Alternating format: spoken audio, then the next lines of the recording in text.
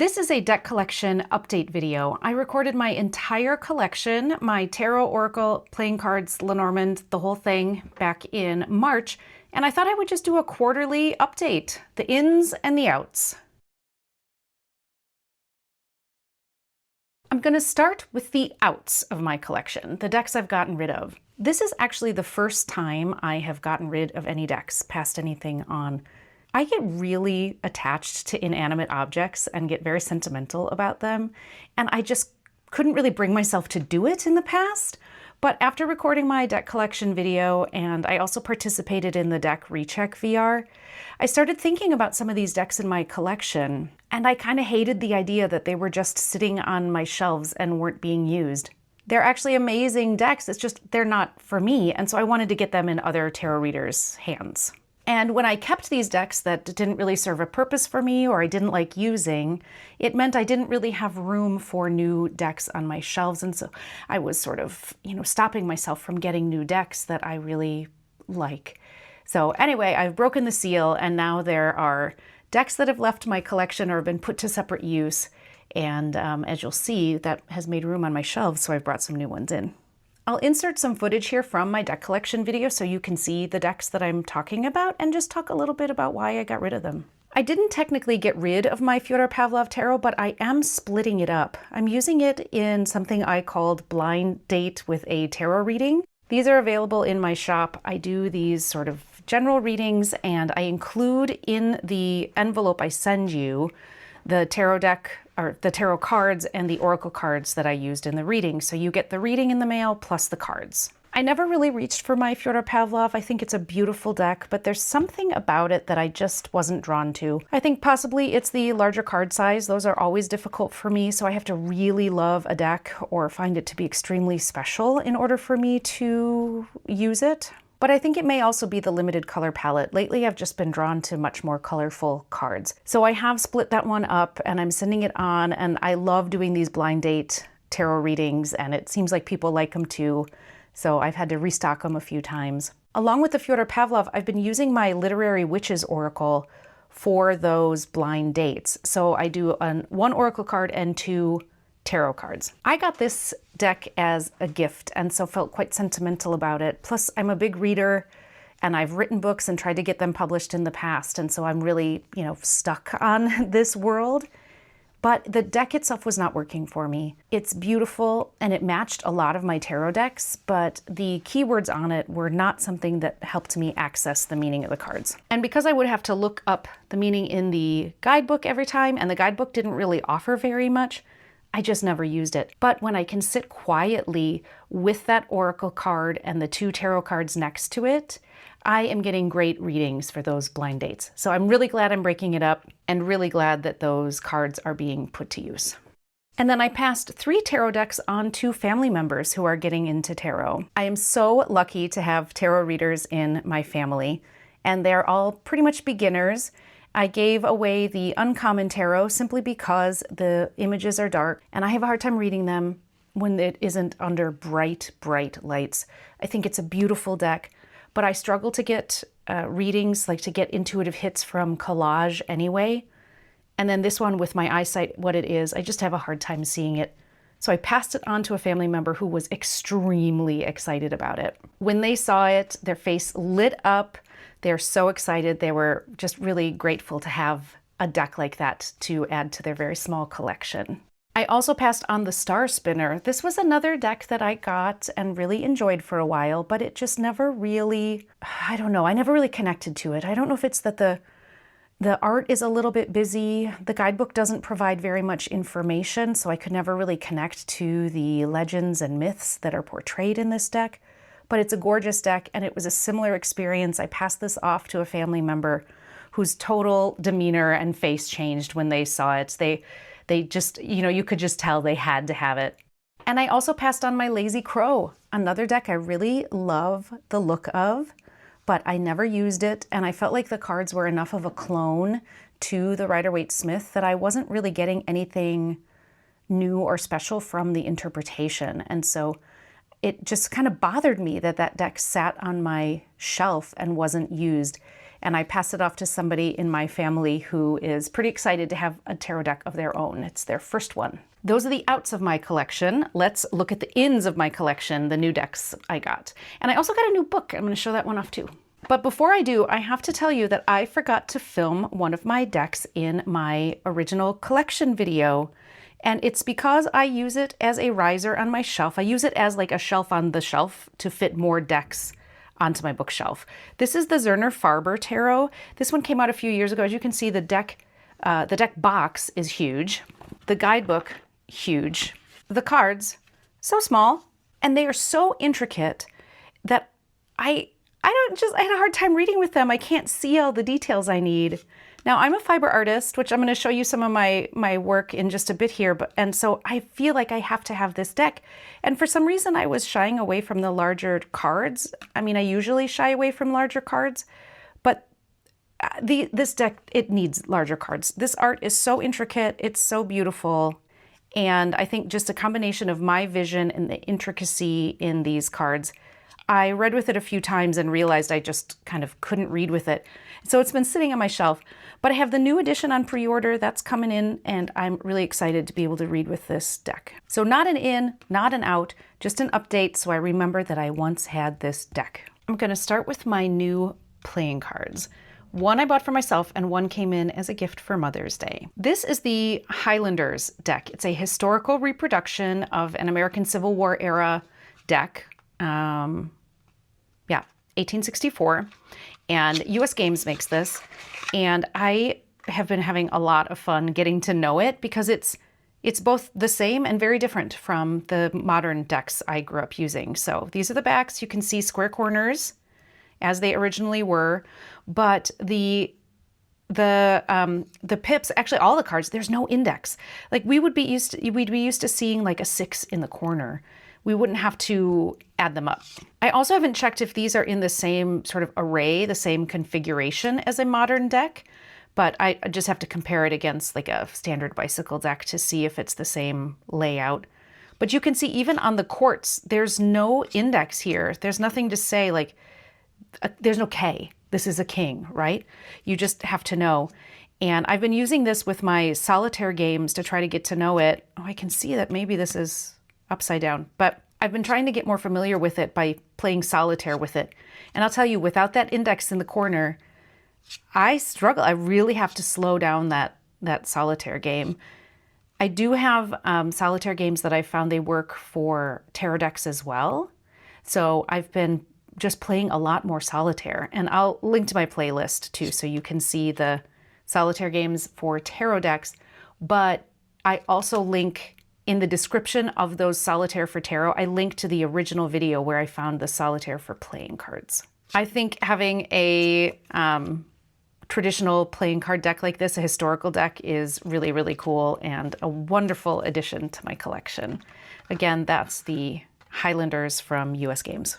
This is Echoes in the Palace from one of my favorite makers, that's Stockholm 17. And my child got this for me for Mother's Day because it is both playing cards, but it is a divination playing cards deck. Beautiful backs with a little gold foiling on them. And it comes with like essentially jokers, but not jokers because you can see that they are sort of divination cards. Okay, I tried to fix the lighting there so we're not getting as much glare, but I'm not sure that helped. Isn't this art amazing? The other thing to know is that you can put this together like a puzzle. So all these backgrounds here can form into a building. This is another deck without an index. So there's no like 5 in the corner. This is the ace, which I find it a little confusing with the words on the background, but I make do. Another beautiful deck. Stockholm 17 makes great decks. They did put the index on the court cards and then they gave it a meaning. Very sweet gift because it puts together both my love of playing cards and my love of tarot and oracle. Really thoughtful gift from a very thoughtful child, and it's a beautiful deck. Again, that's Echoes in the Palace. I got one oracle deck, and this is a tarot/oracle, but my intention is to use it as an oracle deck, and so I'm putting it in the oracle category. I have been doing a good job of not buying Oracle decks lately because I just don't use them very much, and I have so many Oracle decks that I love. But I had heard somewhere online that this one was going out of print, and this has been on my list, kind of on and off my wish list for a very long time. And so I decided I really had to give it a try because I was running out of time if I wanted it. These are the awesome backs. I'm really very happy with the cardstock on this. I like a bendier, kind of, not flimsy, but I like a bendier deck. And you've probably seen this one online. There's very few cards I can show you because I do want this to be an all ages video. But the art was, I was so drawn to it, but also just like, I don't know, like made so uncomfortable by it. And I think that's why I put it off for a long time. And then I realized it was a Thoth deck. So then I thought, oh, well, I don't know how to read those cards. And I just kept putting it off. I'm so glad I got it. I know that I'm just going to use these phrases at the top and the art to feed into the readings. There's also these keywords at the bottom. So for me, it's going to act as an oracle. I bought it with the intention that it would be part of my self-love practice, and I've used it a few times already, and I'm so, so glad I got it. I am learning that if a deck both draws me, like it attracts me and repels me, that's probably a deck I need to get, and this is one of them that is teaching me that. Again, that is outgrow yourself. Okay, I sort of lied when I said that I only got one oracle. What I meant was I only got one new oracle. I got a replacement deck for Poesis. I have had this oracle for like 3 years, and the rose petal finish on it has been such a pain in the butt, but I'm obsessed with this deck, and the readings I get with it are so wonderful. And I did so many things to try to like destroy that rose petal finish to make it so I could actually work with this deck. And I tried so many things that I essentially ruined my other deck. I just eventually made it worse. And I became convinced that I must have had like a bum run because other people were saying that theirs was fine. Like it's still rose petal, right? It's still clumpy and kind of awful, frankly. I'm sorry, I know a lot of people like rose petal finish, but I personally refuse to buy decks that have that finish anymore. But when I got this new copy, I realized that like it is nothing like my original copy. I think I got it in like 2023. And let me tell you, this is, yes, rose petal. Yes, a little bit clumpy. Yes, a little bit of a pain in the butt. My original one was 10 times worse. I could practically like not even use it. And I'm so glad I got a new copy because it's still not the best cardstock I've ever used. I like my decks to be a little bit slippier and a little bit bendier, but I can use it. It functions, and I'm so glad. This is just a phenomenal, phenomenal deck. Again, that is Poesis. Let's get into the tarot. And I'm going to start with a deck that both attracted and repelled me, and so it was on and off my wish list for a long time. This is the Star Power Tarot. I love the colors in this deck. I love the cardstock. It's super bendy, super slippy. There is just something about it. It's very busy, which I've had trouble with in the past. There's like a sweet spot between too minimal and too maximal for me. But I just can't get enough of it. I think this deck is really beautiful. It's a feast for the eyes. I'm super duper drawn to it.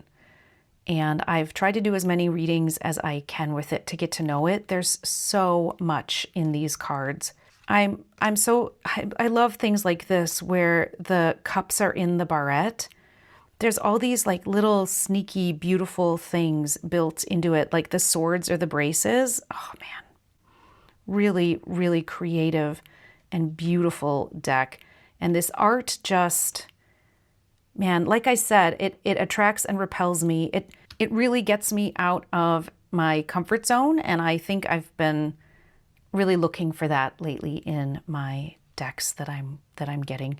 I made a video about my non-standard pips decks, my pips with stories decks, and I think they do the same thing for me. They get me out of a comfort zone.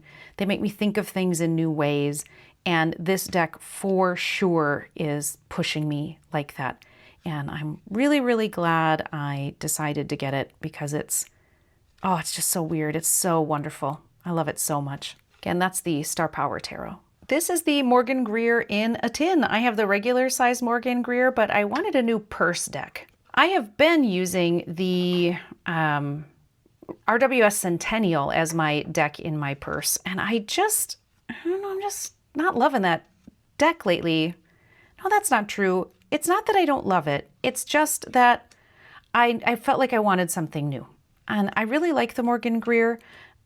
It's, I think, a beautiful deck and easy to read with, and people who I'm reading for out on the, out and about would recognize these images, like it would feel like a tarot reading to them. Plus, I love having the decks in a tin to keep in my purse because they will get beat up, banging around in a bag. So you've probably seen this one before. Again, that's the Morgan Greer in a tin. This is the other mini deck I got this month. This is the Tarot of Mystical Moments, the Borderless Miniature Edition. And I got this for one single purpose, and that was that I wanted to make myself a pocket altar for my card of the year. I've been making pocket altars for a few years now, and I actually have another YouTube channel where I post about my witchcrafts. I'll link that below. But pocket altars have my whole heart. I've got one to self-love, I've got one to creativity, for manifestation, and I wanted one for my card of the year practice. So the way I've designed this, and you can see it's not done yet. I am taking my time, so it's still in pieces. The embroidery is not done. But the reason I got this specific deck was because I put a vinyl pocket in the center. It fits my pattern. So this year is my Tower year, so I put the Tower card in there, and next year I will put whatever card. And I calculate my card of the year. So and I only use the majors. So the minors on this deck will likely never be used because the card of the year comes from the major arcana. I actually haven't done my calculation for next year. You'd think it all goes in order. It doesn't go in order. Just because I'm the Tower this year doesn't mean I'm going to be the Star next year, right? I did because I feel like I can do whatever I want. I did specifically get out of order to make my way through this sort of difficult, trough of cards. And so I'm going to calculate now. I am out of order currently, but I'm going to start calculating again. Anyway, I'm not going to use this deck for readings. That's not what it's for. It's for my altar. And when this is all done, and I'm getting closer on my embroidery, but when it's all done, then I'll sew the two pieces together, put a little closure on it, and then I have a pocket altar where I can take my card of the year with me, or I can set it out and move it around my house. I currently have more like a permanent card of the year altar, and I wanted a portable one. So again, that's the Tarot of Mystical Moments Borderless Miniature Edition. This deck is pure and simple nostalgia. I'm not sure I'm even going to use it, and I don't care. This is Miss Cleo's Tarot Power deck. I remember seeing so many ads with Miss Cleo when I was growing up. Maybe you have to be Gen X or a boomer to know this person, to know Miss Cleo, to have seen her all over TV. And truly, I mean, it was a tragic situation, if you want to read into the history, but basically, it was a scam, as anyone could imagine. Not to say that, tarot and psychics are scams, but the way they were running the company, it was essentially a scam. But, Miss Cleo, oh man, I remember being so drawn to this idea of divination. I was raised Catholic in a very small town in Wisconsin. And so the idea of tarot and psychics was so taboo. And I would see these commercials and I don't know, just always drawn to it, always drawn to it. So I was at my favorite metaphysical shop in Minneapolis, and I saw this vintage deck still in the plastic sitting on the shelf. And frankly, I had to have it. I'm truly never going to read with it. This is so far from my style. It's ridiculous, but just to have Miss Cleo in my collection is just fantastic. Again, that is Miss Cleo's Tarot Power deck. This is vintage and out of print. This is Tarot de Luz.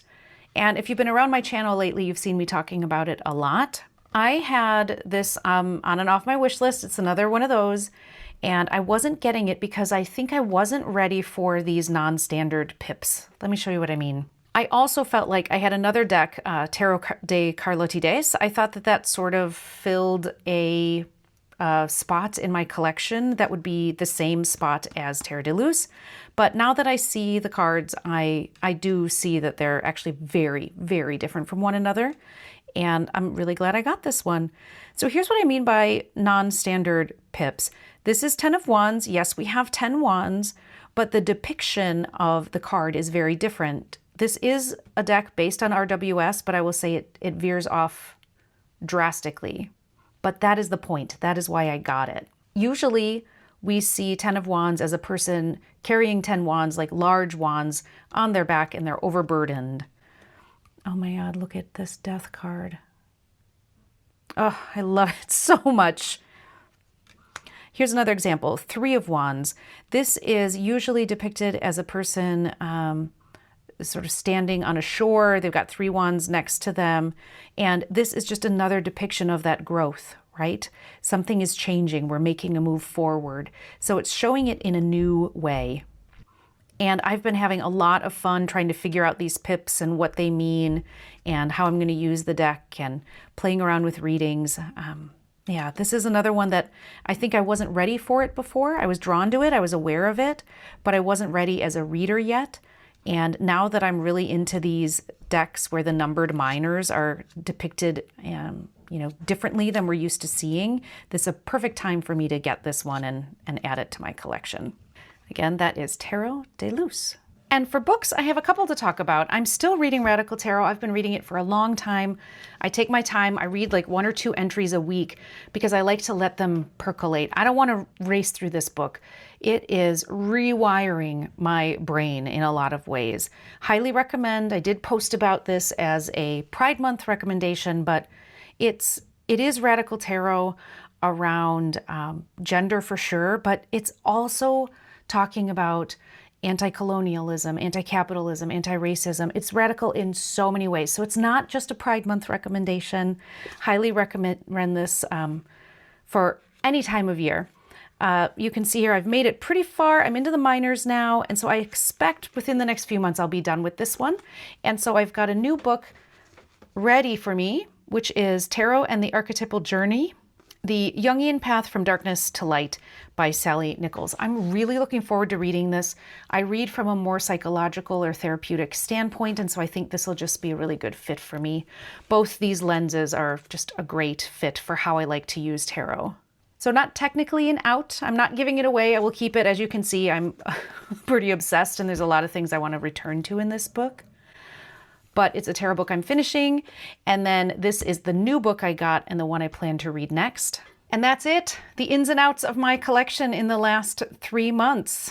Like if you liked the video, subscribe for more tarot content, and thanks for stopping by.